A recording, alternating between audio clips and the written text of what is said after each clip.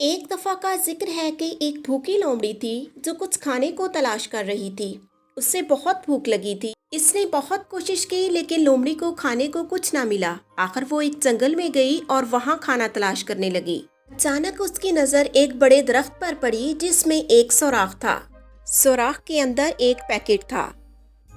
भूखी लोमड़ी ने फौरन सोचा कि इसमें ज़रूर खाना होगा और वो बहुत खुश हुई। उसने फौरन इस सुराख में छलांग लगा दी। जब उसने पैकेट खोला तो इसमें रोटी के टुकड़े, गोश्त और फल नजर आए। एक बूढ़े लकड़हारे ने जंगल में दरख्त काटने से पहले अपना दोपहर का खाना दरख्त के तने में रख दिया था। लोमड़ी खुशी खुशी खाना खाने लग गई। खाने से फारग होकर इसे प्यास लगी और उसने इस सुराख से निकलकर करीबी तालाब से पानी पीने का फैसला किया। इसने बहुत कोशिश की लेकिन वो सुराख से बाहर नहीं निकल सकी क्योंकि इसने इतना ज्यादा खा लिया था कि अब वो इस सुराख में फिट नहीं हो सकती थी।